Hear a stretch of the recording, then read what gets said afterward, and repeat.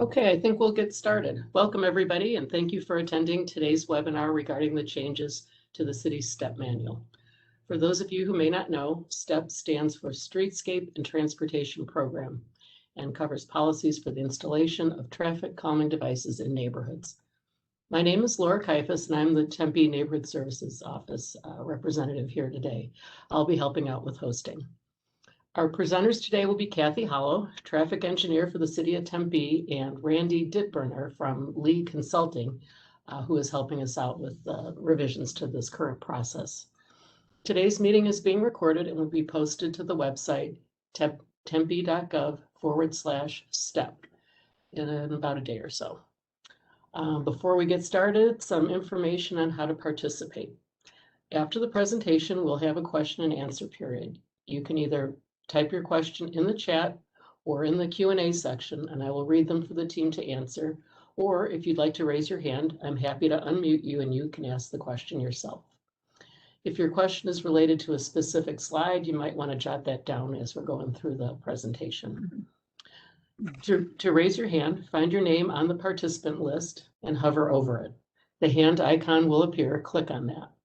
This will put the icon by your name. You can click it off once your question is answered. If you're on your cell phone, please click the chat bubble.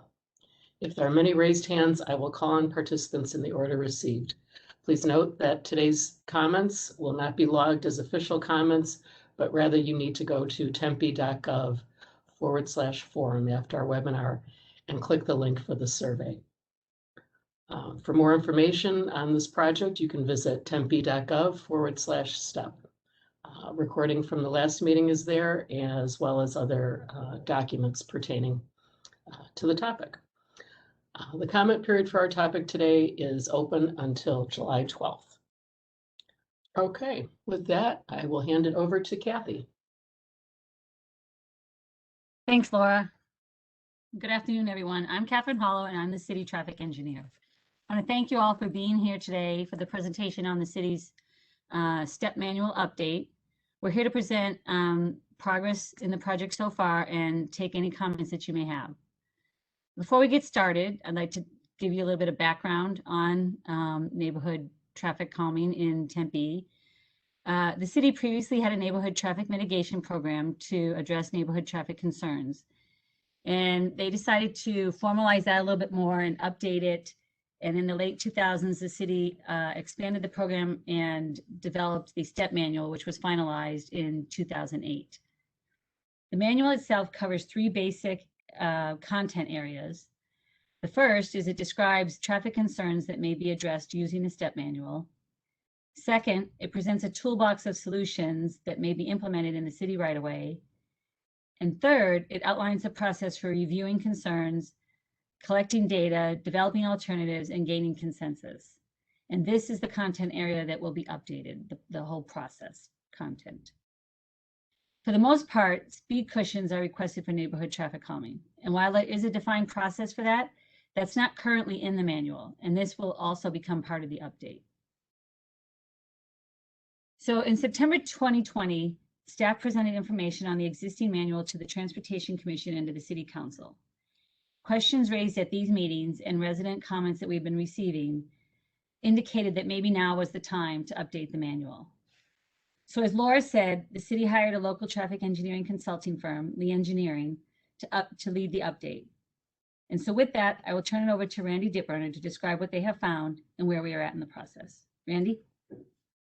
Kathy, thank you very much. And thanks to everybody for being here today. I look forward to kind of talking with you a little bit about what we have come up with on the STEP manual so far. And we're anxious to hear your feedback and get your comments.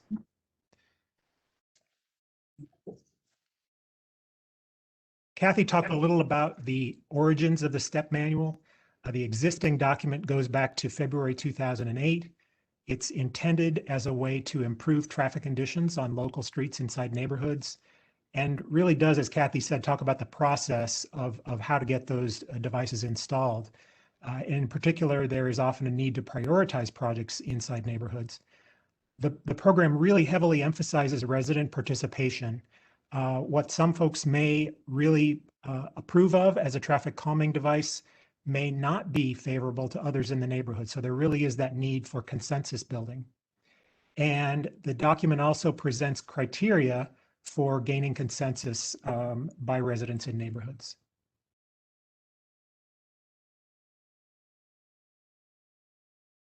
There are several different traffic problems that are addressed by the manual: speeding, high volume traffic. It talks about a little bit about pedestrian and bicycle safety, unwanted traffic, which many may consider to be something like cut-through traffic, sight distance problems, other kinds of law violations are addressed. And as Kathy said, that's not really the primary focus of our effort. Rather, we're intending to talk more about the process, and that's what I'll jump into a little bit more now. We've subdivided the STEP manual into these 6 categories, and I just want to make sure everybody's sort of familiar with the general way the process works as we get started here. First is stakeholders submit a request. That's typically a request that has multiple households behind it, so that city staff knows that it's not just one person that's concerned, but rather several people in the neighborhood. City staff will review the request and respond. Often that involves conducting a traffic study to determine the volume of traffic and the speed of traffic in a neighborhood. And then collectively, there's a need to determine whether there's a problem. Is the amount of traffic and is the speed of traffic higher than desirable? Then the neighborhood needs to decide whether to proceed with either a small scale or a large scale traffic calming project, or to not proceed at all, depending on what sort of devices make the most sense for a particular neighborhood. If they want to proceed, the city will designate a petition boundary, and the neighborhood will then commence with consensus building. Usually that involves circulating petitions and requesting signatures from folks inside the petition boundary in support of the traffic calming devices. So that's a real quick summary. Of course, there's a lot more detail than that in the STEP manual, and if you're not familiar with it, I would certainly encourage you to take a closer look. For this effort, we looked at traffic calming practices of a lot of other agencies, not just those in the Phoenix area, but also traffic calming policies from agencies outside Arizona with major universities that have similar kind of demographics as Tempe. We also looked at specific process improvements that the City Council, I believe, requested back through transportation last fall. And the process involved a stakeholder advisory committee that has a number of residents on it who have participated in STEP programs one way or another over the years to help us kind of vet some of the ideas that we have come up with so far. And then today's meeting is intended to just kind of highlight some of the potential changes and get your feedback. But once we have firmed up what changes we plan to implement, we'll be preparing a draft and final manual that will eventually get adopted and published by the city. So I want to talk a little about some of the problems that we have heard about the STEP program. Primarily, these are challenges that we learned about from our stakeholders during our stakeholder advisory group meetings. And the first one is that some owners don't respond to petitioners. And that really makes it difficult when the program requires a certain percentage support to get a traffic calming device installed. But some people just don't answer their doors. And a corollary there is that non-responsive parcels are presumed to be opposed to the project. So if despite the best efforts of residents, if folks knock on somebody's door and that person doesn't answer, and there's no way to figure out whether that person supports or opposes traffic calming, the default is that the person is presumed to be opposed. So in neighborhoods where it's difficult to get people to answer the doors, that can be a real challenge to implementing traffic calming. And I think that's particularly true in the COVID era, where even more so than before, you can't just take for granted that anybody's going to answer the door to an unknown stranger who might be standing on the doorstep. Another challenge is that all parcels adjacent to a device must approve. If a new speed hump is going in, everyone who's adjacent to that device must approve. And if one of those parcels doesn't respond, then that jeopardizes the whole traffic calming plan that might involve other devices at other locations along the street or in the community. So it can be very difficult when one of those folks adjacent to the device is among those who doesn't respond to petitioners. The third bullet here talks about gated communities, and we heard from residents that it is difficult to reach residents in gated communities. If the intention is to knock on doors and obtain support, a gate can often really negate that ability. Gated communities are usually on private streets, and so the STEP program wouldn't typically apply to the streets inside a gated community, but a gated community might be within a petition boundary for a traffic calming device on a public street. And so that's why there would be a need to reach out to those folks. Likewise, multifamily neighborhoods are difficult. If there's apartments or condominiums or townhouses, it can be challenging to know who to contact and how to go about gaining consensus from those kinds of communities. And then lastly, signature gathering is hard work. It takes a lot of people to gather signatures from what could be a petition boundary that has hundreds of households in it. So we tried to tailor our recommendations for changes to addressing some of the challenges that we heard. So during the rest of the presentation today, I want to talk a little about some of the potential changes that we are thinking about. And again, these are just kind of draft ideas that we think might help, but we are very much open to your comments and concerns as well. The first thing that we think we would like to suggest is a change to the title of the document. It's currently called the Streetscape and Transportation Enhancement Program, which does make a nice acronym STEP, but the acronym STEP doesn't necessarily give people a real clear understanding of its purpose. And we think it might be a little clearer to call it Neighborhood Traffic Calming Guide, which has that term traffic calming in the title and helps to, we think, helps to let people know a little bit more about its intent. We did hear from our stakeholder group that the STEP manual's existence is not widely known, even among neighborhoods who are pursuing traffic calming. So helping to increase its visibility is probably helpful to just make sure everybody knows what's out there that the city supports. The STEP manual contains 3 different request forms. They are listed here on the left side of the slide.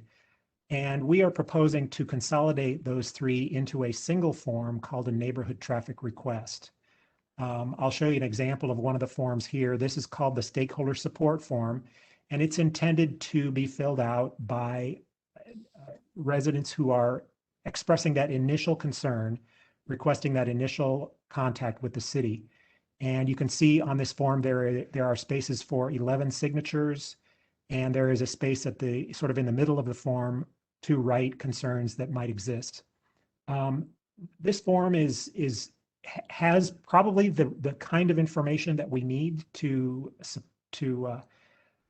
make sure that the concern about traffic is widespread and not just limited to a single person in a single household.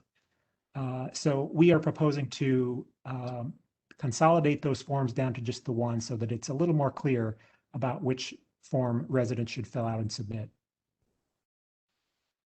Kathy talked about speed cushions at the beginning of the meeting today, and while the STEP manual does mention speed humps as a potential device, Tempe does have a separate speed cushion program that is not included in the STEP manual.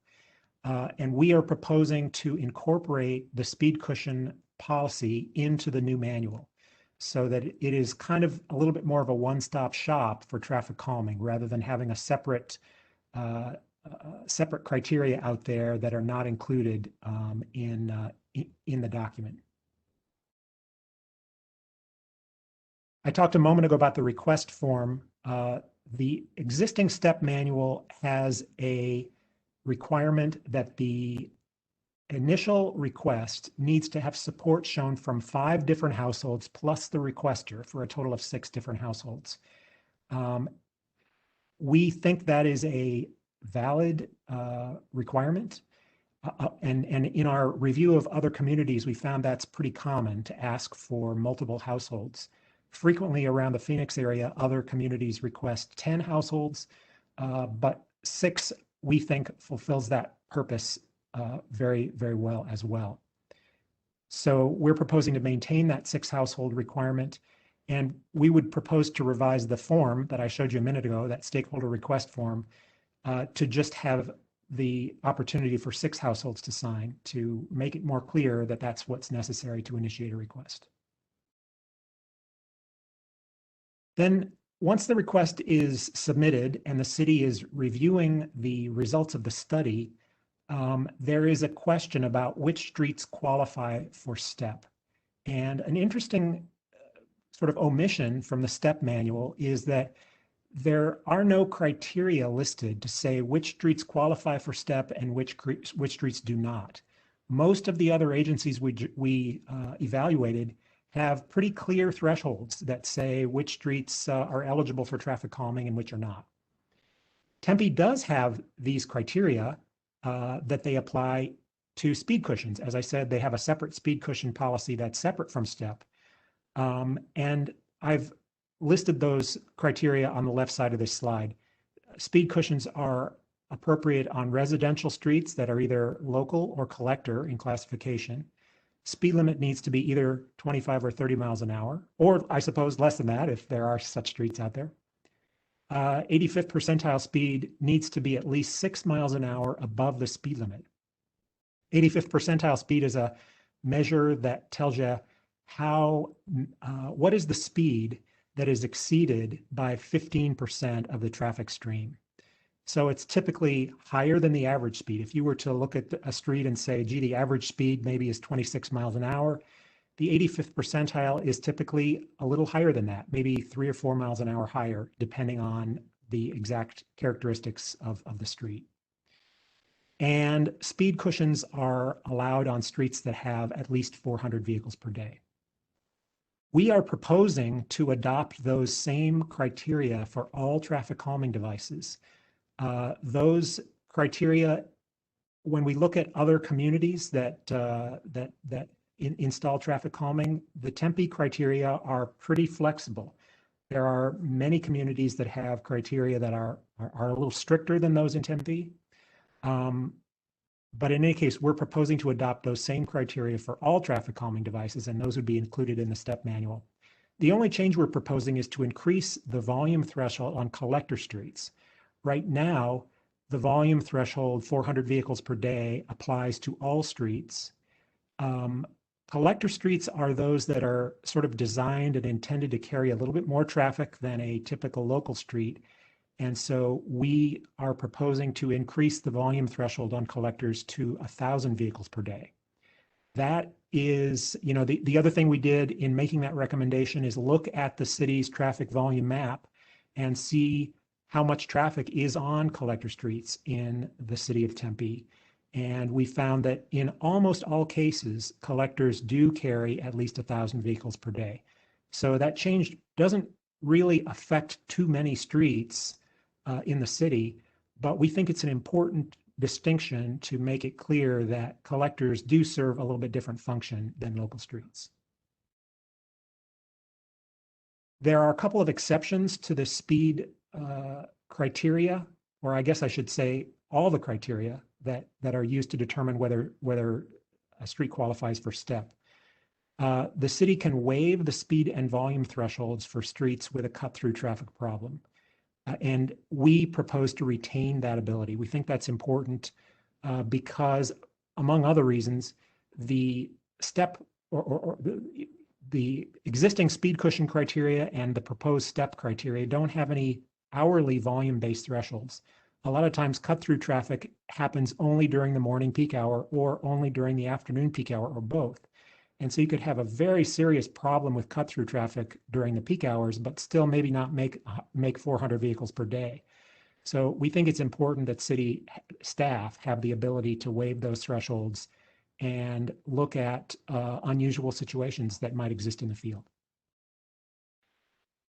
Another element that we discussed in the stakeholder advisory group is a concept that was used by some other jurisdictions, and that is to reduce the speed threshold on streets with schools, parks, or bicycle boulevards. So you may remember a couple slides ago, we showed the existing speed threshold requires the 85th percentile speed to be at least 6 miles an hour above the posted speed limit. And we would propose to reduce that to 4 miles per hour above the posted speed limit if we are talking about traffic calming on a street with a school, a park, or a bicycle boulevard. So that just gives a little bit more incentive to ensure that those streets are eligible for traffic calming, where there is perhaps a greater likelihood of people walking, children walking back and forth to school, or people riding their bikes. When it comes to funding, the STEP manual considers that city funding is the default for traffic calming. It does, when we talk about speed cushions, the speed cushion policy does acknowledge that private funding is possible, and where private funding is used, a street does not have to meet the speed thresholds. So if someone came out of the blue and said, I would really like to install speed humps or speed cushions now on a local street, even though it didn't have an 85th percentile speed of 6 miles an hour or more greater than the speed limit, private funding would allow those speed humps to go in anyway.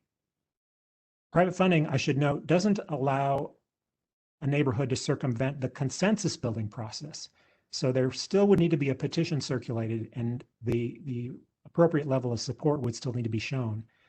But in terms of funding, our proposal is to retain city funding as the default for traffic calming devices, not only speed cushions, but other kinds of devices, and allow private funding for traffic calming. But as I said, those petitioning thresholds would still apply. So digging deeper into the petitioning thresholds, the city of Tempe has what we found to be a unique system of requesting support. It is the only city that we surveyed that has a 3-tier system, we're calling it, of petition requirements. First of all, as I said a moment ago, 100% of residents adjacent to a device must approve in order for the plan to proceed. A second tier is residents who live on a street where traffic calming is proposed. So the primary street where residents gain their access to their parcel, 75% of those folks are required to approve. Then in a third tier, residents whose access is affected, but it's not their primary access. And in that tier, 51% of residents are required to approve. Although this 3-tier system is unique to Tempe, as far as we know, we think it is an effective way to demonstrate support, and we're proposing that we retain these 3 tiers in the revised version of the manual. The only change we're recommending is changing the support level in the middle tier from 75% down to 70%. And that change is made, it's a very small change, but it's made to be consistent with most of the other jurisdictions in the Phoenix area that require 70% support for traffic calming. Another area that we wanted to look into in more detail is the issue of online petitioning. Certainly back in 2008, when the STEP manual was last revised, this was not a thing. But if COVID has taught us anything else, it's that people expect to be able to accomplish things online. And I think we all might agree that we've accomplished a lot more online during the last year than anybody ever thought might be possible, including today's meeting, I might add. So our proposal is that on request, the city can provide an online platform for residents to gather signatures. either instead of, or perhaps more likely, as a supplement to conventional petition gathering where people are knocking on doors and getting out and meeting their neighbors. You know, I talked earlier when we were talking about challenges, I mentioned the issue of people not answering their doors.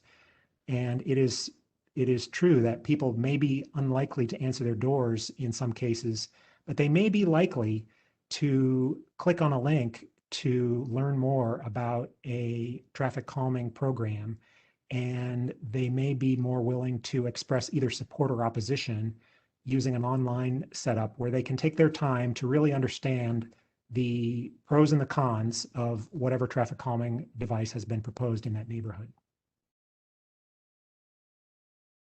And then kind of along the same lines, we're concerned, I think one of the concerns we heard about STEP in general is that sometimes residents aren't real clear about what the traffic calming program is. And admittedly, it can be complicated. There are these 3 tiers of support. There's a petition that's perhaps complicated, and it's got a map that shows all the devices and relative to a whole bunch of parcels. So it can be difficult just from knocking on somebody's door to try to explain all the intricacies of a traffic calming plan at what might not be a great time for people to talk about it. They might be in the middle of something else at the time. So time may be limited. So our recommendation is that on request, if the neighborhood so chooses, the city would mail information to households inside the petition boundary to let them know about the program, the traffic calming program, the devices that are being proposed, and the link to the online petition if in fact such a petition is being used. So again, it allows people to take the time when they have time to consider the devices in detail and make an informed decision about whether to proceed or not. And the mailing from the city is intended to be as unbiased as possible and present the information in a neutral way that doesn't bias either in support or in opposition to the traffic calming plan. And you know, all due respect to residents who are working on petitioning, it can be difficult to present that information in an unbiased way when you're passionate enough about it to be among the folks that are out there doing circulation of petitioning.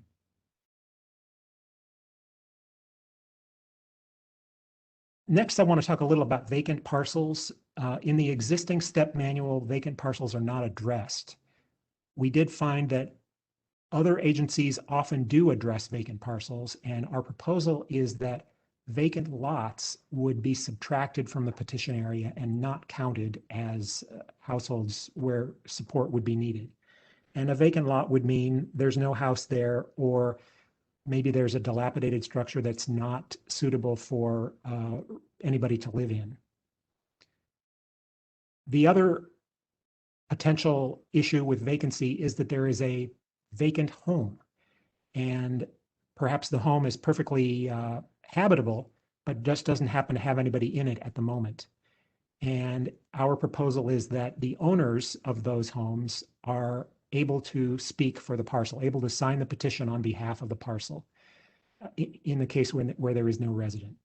And the reason we are proposing that is because it can be difficult for residents who are circulating petitions to look at a house and know for sure whether that house is vacant or not. Sometimes it might just be that whoever lives there keeps different hours than the rest of the neighborhood because they work in a graveyard shift or something and just don't happen to be home at the time when people are knocking on doors. So having the owner of those homes speak for the parcel helps to avoid having residents who are circulating petitions have to make judgments in the field about which homes are vacant and which homes are not.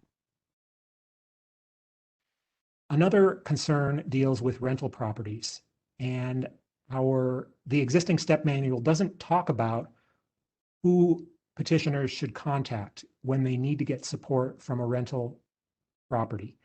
You know, you typically have 2 choices. You either have the landlord or you have the tenant. And our proposal is that for single family rental houses that look like other houses, owner-occupied houses in the neighborhood, either the owner or the renter is authorized to sign a petition on behalf of that parcel. For multifamily rental parcels, it can be much more difficult. If you have an apartment complex with 100 units or 150 units, in those cases, we are proposing that the owner of the apartment complex or the manager of the complex is entitled to speak for all the units in the complex. But in those cases, we would encourage that if there is mailings that the city provides to the neighborhood, that those mailings should include all of the residents in those complexes, just so that everyone is aware of what traffic calming measures are being proposed. We would then presume that it's up to the owner or manager to determine what is in the best interests of the residents of that particular complex. This is the last slide in my presentation. I think it's one of the most important because it talks about how to handle this issue when someone doesn't answer the door and is thus non-responsive. If, for instance, a traffic calming program envisions a traffic circle at an intersection and one of the 4 corner properties just doesn't answer the door, under the current step manual, it is impossible to proceed with the traffic calming plan that's envisioned. And so we are proposing to kind of switch the calculus on how non-responsive parcels are handled. In the existing manual, if you don't respond, you're considered to be opposed. We're proposing a solution where if needed, the city would send a certified letter to a non-responsive parcel and provide all the information about the plan, about the STEP program, about the traffic calming plan that's being proposed, about the traffic calming device that is adjacent to the parcel, and provide that owner at around 30 days to comment. That 30 number is just kind of thrown out there for discussion purposes. It might be more or it might be less, I'm not sure. And the letter would indicate that if there's no response in that time period, the owner would be considered to be in support of the traffic calming program instead of considered to be opposed, as is the case in the current plan. So, you know, with STEP, as I said earlier, it's very important to obtain that 100% support from the adjacent property owners.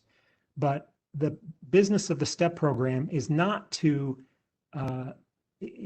fail just on the basis of a lack of response. If someone is truly opposed, then of course that's an important decision to respect. But if somebody just doesn't respond, there really does need to be a way for the city to solve that problem for the good of the neighborhood and to make sure that the traffic calming plan has every opportunity to proceed. So that is the way we're proposing to handle non-responsive properties. And as I said, that is my last slide. And so I would be happy at this time to hear your comments and questions. Okay, we have one so far and I'll read it. Is the STEP process applicable to city proposed modifications to streets and drives within the Tempe Community Center? Specifically, should modifications to the existing layout require approval from residents adjacent to the property? I think this one's probably best for Kathy. I believe they're talking about the library complex here. Oh, okay. Yeah, no. So this, the STEP process is a neighborhood resident driven process, request from residents, and does not apply to city projects. They would follow a different process to involve the public. Does that work? Go ahead, Ken. Does that answer your question? Do you think that answers the question, or whoever asked? I was just going to ask that to Okay. Brian or Byron. We're happy to unmute you if you'd like to have follow-up.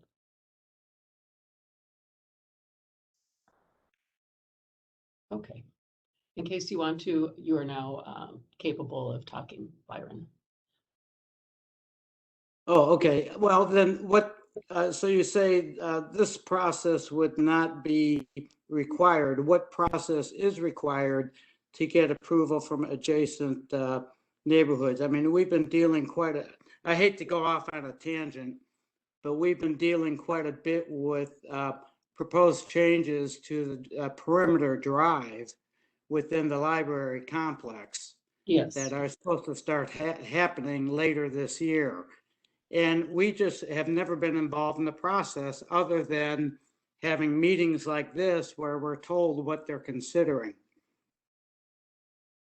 Byron, we have Shauna Warner is on this call right now, and Shauna, Right.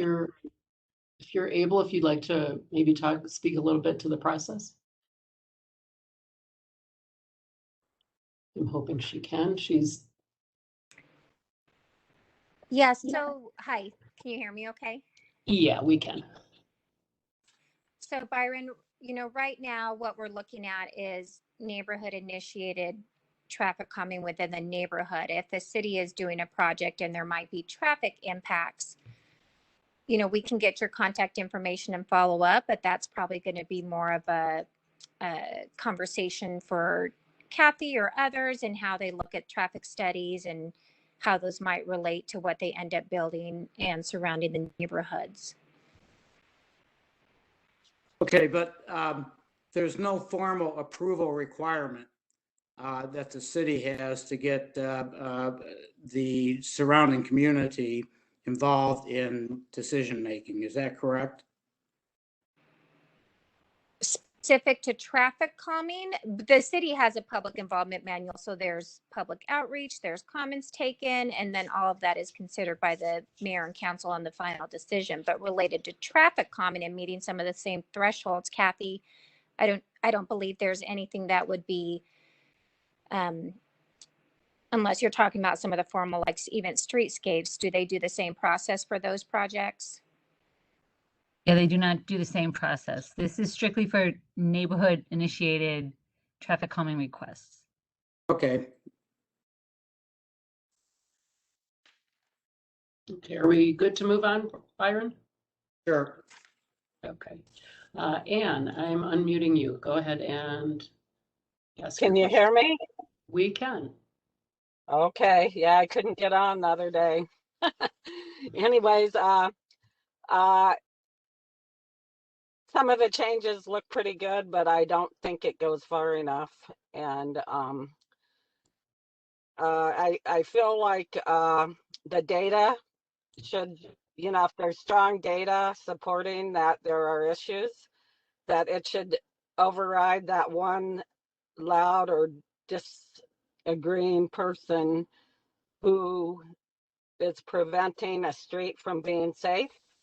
And if they don't like the specific change to the street, then, maybe there's alternatives. But just because one person, wants it to stay exactly like a street to stay exactly like it is, that shouldn't override safety. And,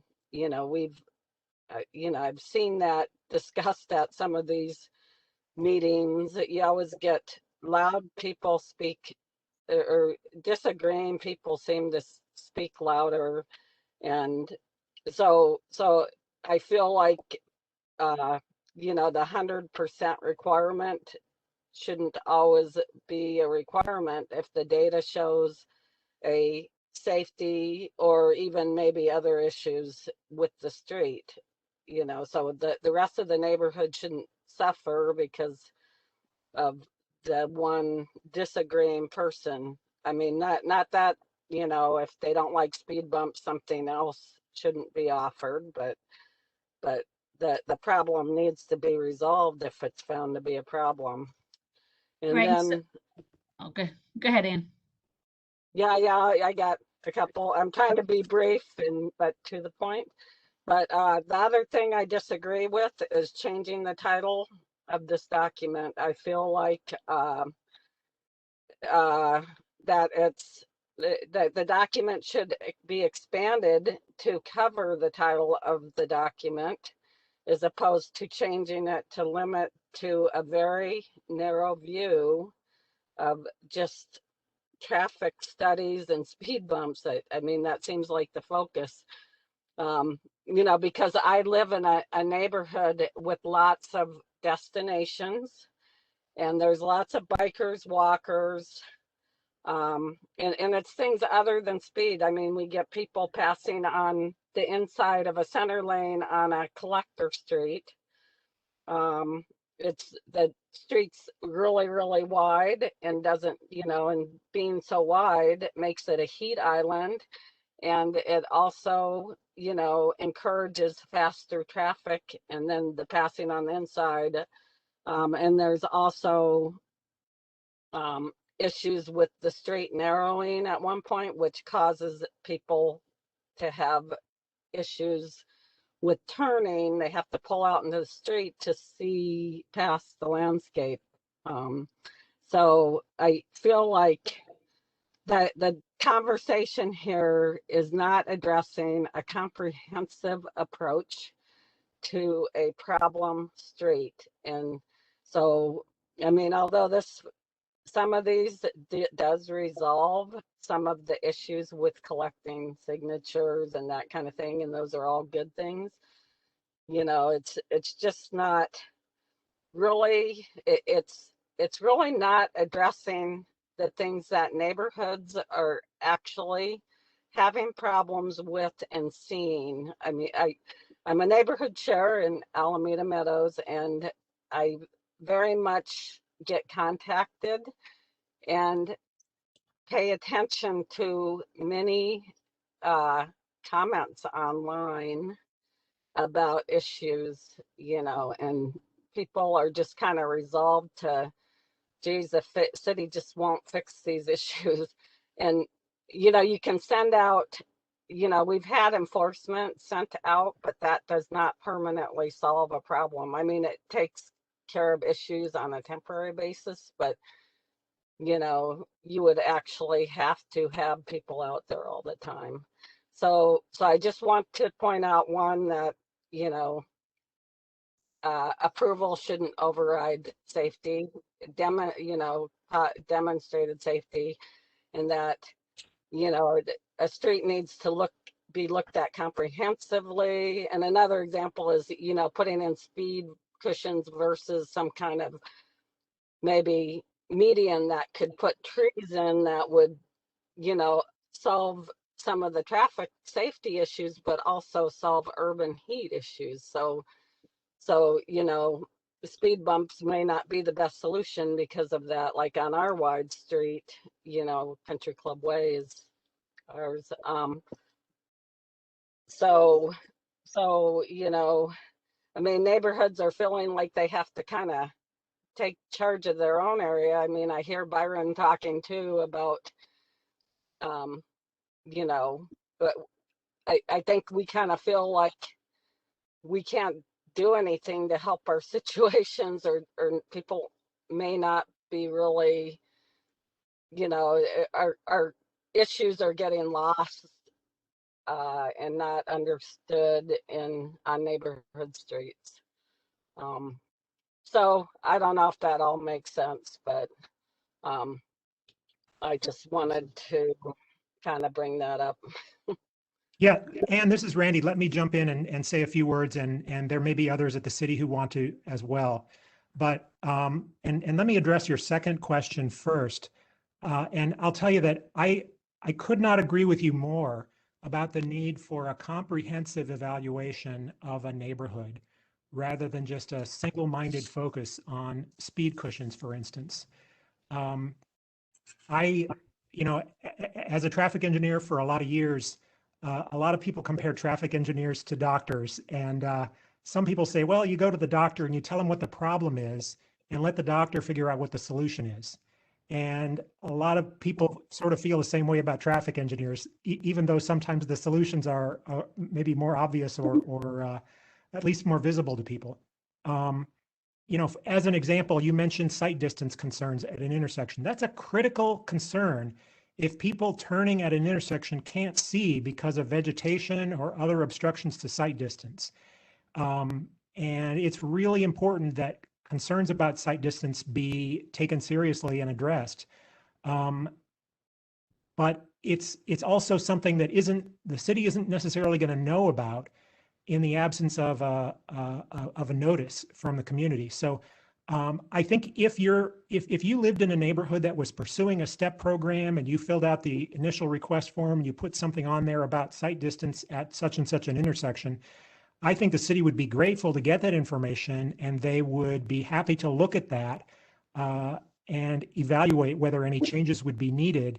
But at the same time, site distance isn't really a STEP issue. It's not something that falls under the consensus building requirements of STEP or the speed thresholds or the traffic volume thresholds.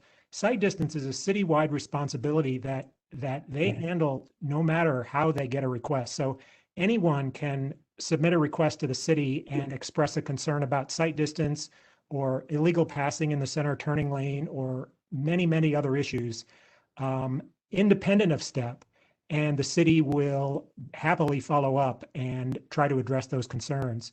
Can I just break in a second here?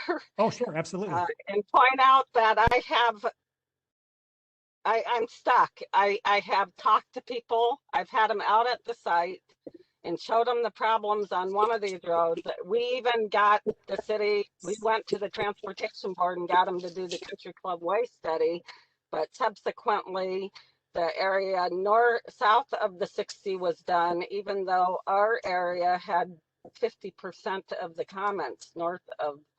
And so I feel like I've done as much as I can to let people know, although I wasn't aware, I should have been aware, I guess, and asked that, where I could actually document, the procedures. But I'm kind of frustrated because I feel like I don't have a way to let, for people to listen to my concerns, and they just kind of, I feel like they get lost. And I have sent email to even council.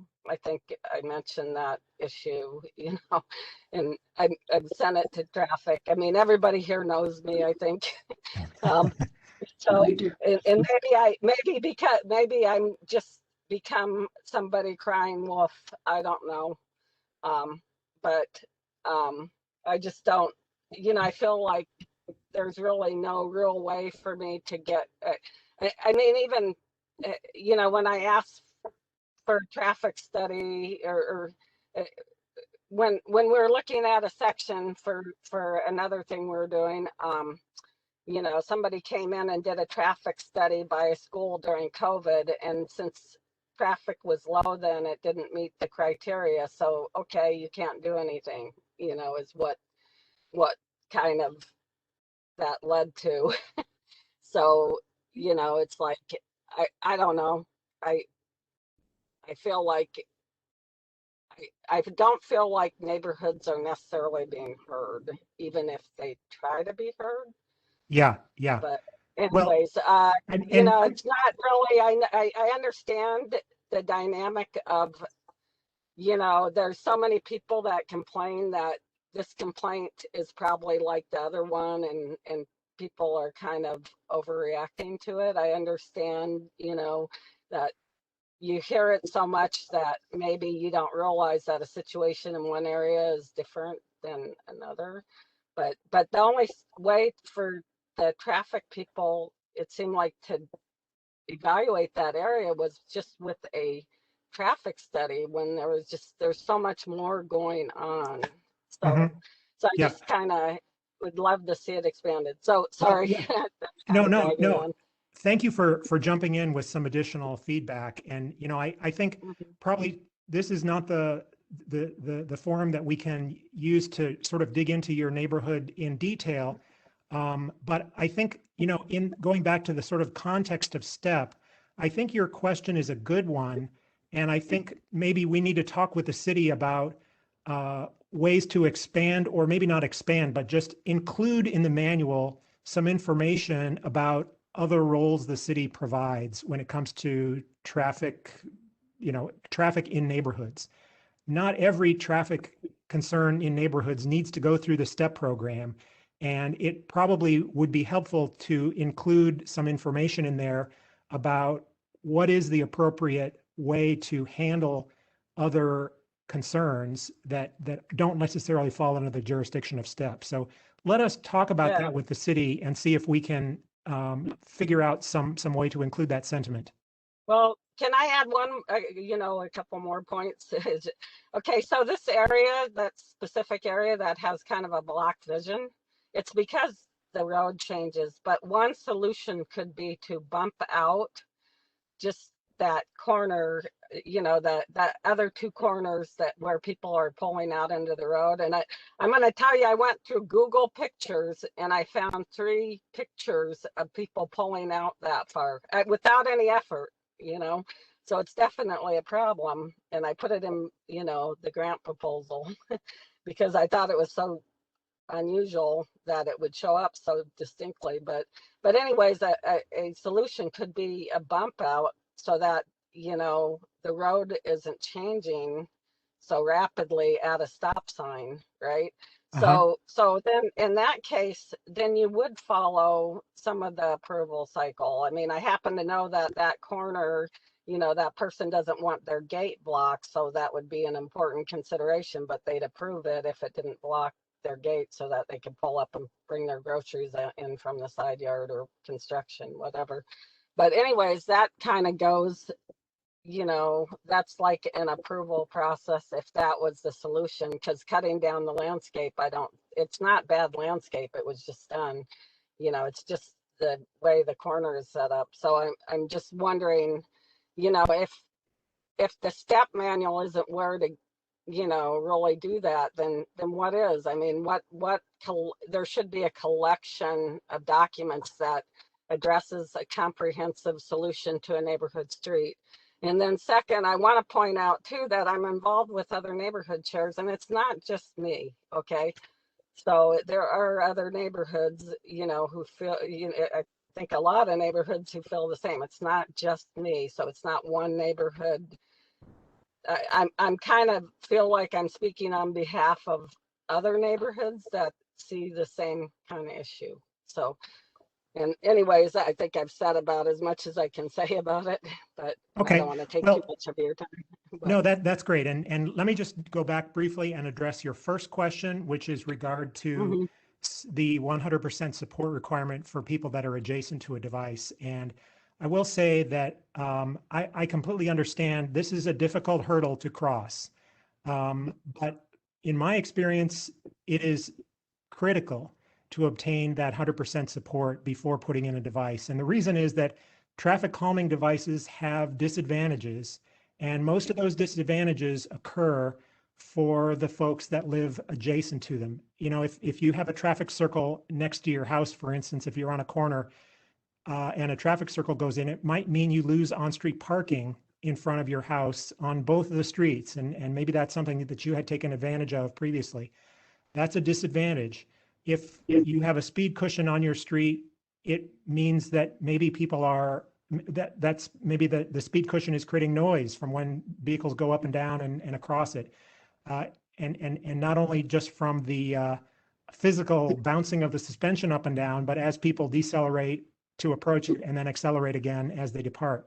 I think noise is a pretty well documented disadvantage of a speed hump. And I think the goal of the program is not to force a device in front of somebody's house who is opposed.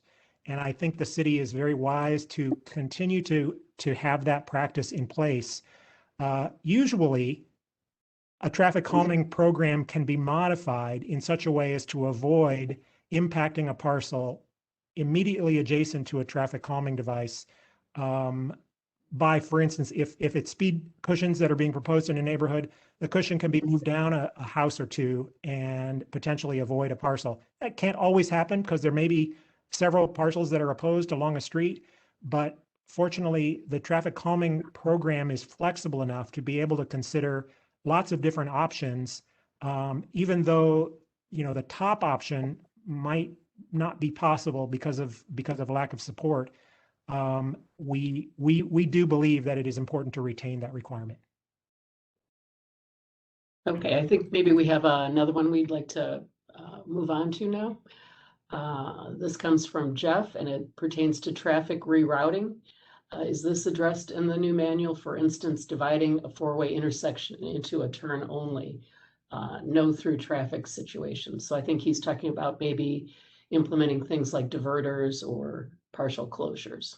Right, and that's a great question as well. And I didn't go into details on the toolbox that's included in the existing step manual. It does have information about a whole bunch of different traffic calming devices, such as diverters of all different sorts, traffic circles, other traffic calming measures. I think there's about a dozen or 15 listed in the manual. And all of those devices will carry forward and be included in the new document as well. So it talks about pros and cons of the different devices. It talks about whether they can be used on local or collector streets, how effective they are at reducing speed and volume and noise, how effective they are at safety. So all of that great information about the different devices will carry forward into the new manual. Okay, thanks for that. A comment from Kim. I like the changes to the step manual. I did not know it existed either. The changes seem well thought out and reasonable. Okay. Anyone else want to make a comment, ask a question? Oh, I see Drew. I see your hand. You are unmuted, Drew. Hi. I was just curious, what was the motivation in proposing the change to the non-responsive properties where there would be the proposed certified letter? Well, the motivation really grew out of a lot of the challenges that we heard from our stakeholders. You know, we talked to a lot of folks who had worked on STEP projects in their neighborhood to varying levels of success. Some were very frustrated by the lack of ability to, pursue a project just because of the lack of a response from somebody in the neighborhood. So we tried to figure out a way that we could respect the, respect the independence of each individual property owner and respect their viewpoints, but also kind of push a little harder to make sure that they understand that they need to take a position one way or the other if they want their voice to be heard. So I think that really was the impetus, is just trying to overcome that hurdle of non-responsiveness. Well, I feel like there's a potential for kind of a bad situation to emerge between two of the proposed changes, and one would have to do with rental properties and the other with non-responsive properties. In particular, with multifamily rental parcels where the owner or manager may speak for all units. And we're in a time in which there's a lot of investment that's happening in Tempe, not necessarily being made by a person, with a name and address that you can look up, but perhaps a company, perhaps, a group of investors, something like that. And so in the case where you may have an apartment building or, some sort of condominiums in which the owner or manager would be the one speaking for all units, but because of the nature of the company or ownership, there may not be a 30-day turnaround in the way that they're going to respond to some kind of certified letter in regards to some sort of work on the streets. And so my concern is that then puts residents that are maybe in I'm sorry, did you want to intervene there? I feel like I'm hearing something. Okay, so that my concern then is that puts residents that may have an objection or a concern with a project in a position where it looks as though, that large chunks of homeowners are aligned, when in fact there just may be kind of a false consensus, consensus of agreement for a project. So I'm not sure if maybe you could speak to that. Sure. So just to clarify, your concern is that if there was an apartment complex that was represented, say, by the owner or the manager as being in support, that support might be interpreted as being more widespread than it really was because of the fact that there was just, it doesn't necessarily reflect the views of each individual resident? Well, not only would that not be the case, but that they may be listed as a property that is in support when they haven't responded to say this proposed 30-day certified letter that the city would be issuing. And so the individual residents, you mean? Well, no. Okay, so let's say I'm an individual resident and I'm going to this meeting and there's, I don't know, say the waterfall complex or something is not listed as being in opposition, or it's like, okay, everyone on this street, is in agreement with the proposed changes. However, one of the major stakeholders on the street, which maybe this, apartment complex, just didn't respond, and that could be because the owner is an investment company. It's, something in which maybe there's more than a 30-day turnaround on some kind of response to something like this.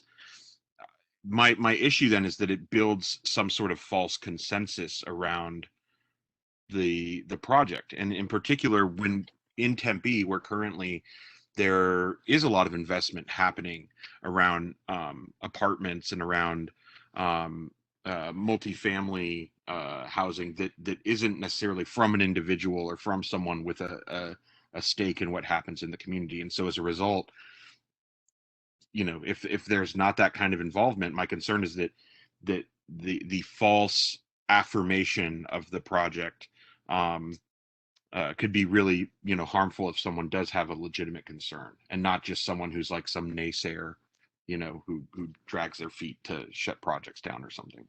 Gotcha. Thank you for clarifying. I do understand better now.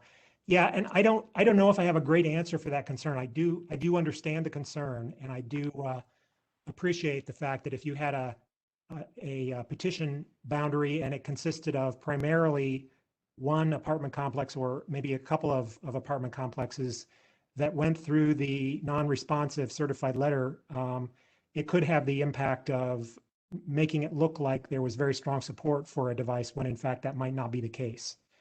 So I think let us think about that potential concern and see whether there is something we might need to do to address that in the revised document. And even if it's something like there's just there's a neutral column or something, or an unspoken for, because I think just the presumption that a non-response should be moved into the affirmative, I think it could be really bad. And looking at how, seeing how relations between neighbors have soured over projects, over the last 10 years in Tempe, I think it would be it could be even more harmful to have some sort of change like that happen, where then, it's like institutionalizing bad blood between some people. Even so, maybe there's some sort of way around it in which it's okay. It's not a no, but it's not a yes. Mm-hmm. Yeah. Great comment. Thank you. Thanks, Drew.